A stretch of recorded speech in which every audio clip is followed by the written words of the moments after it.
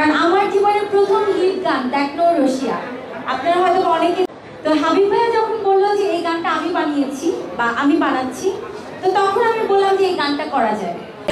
আমাকে যখন প্রথম সেলিম ভাই গানটা পাঠালো আর বললো যে এটা অমি ভাইয়ার গান, তো আমি গানটা প্রথম শুনে আমার মনে হলো যে এই গানটা আমাকে করতেই হবে, এই গানটা আমি করতে চাই।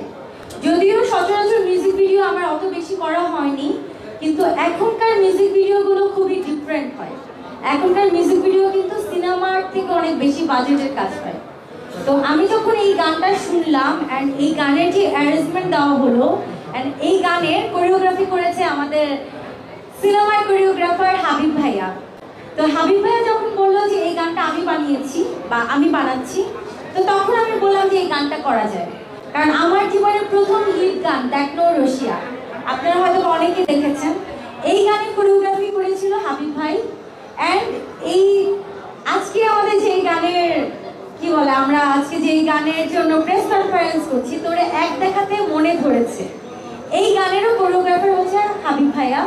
তো আমার মনে হলো যে এই গানটা আমার করা উচিত। অ্যান্ড আমি যখন শুটিং করলাম, শুটিং সেটে পুরো এফডিসি সবাই বলছিল যে কোন ছবির শুটিং হচ্ছে। অ্যান্ড এফডিসিতে কিন্তু আমাদের অনেক বড় বড় পরিচালক জাকির হোসেন রাজু স্যার চলে এসেছে আমাদের শুটিং দেখার জন্য। তারপর গাজী মাহবুব ভাই চলে এসেছে আমাদের শুটিং দেখার জন্য। অনেক পরিচালকরা ভিড় করেছিল আমাদের এই গানের শুটিং দেখার জন্য। তারা ভাবছিল যে আমরা সিনেমার শুটিং করছি। এরপর যখন তারা শুনলো যে না, এটা মিউজিক ভিডিও শুটিং হচ্ছে, তখন তারা বলছিল যে এত বড় সেট ফেলে এফডিসিতে এভাবে মিউজিক ভিডিও শুটিং হয়। তারপর তারা আমাদেরকে আসলে অনেক অ্যাপ্রিশিয়েট করেছিল। আর তার ফলাফল আমরা আজকে দেখতে পেলাম এই যে বড় স্ক্রিনে।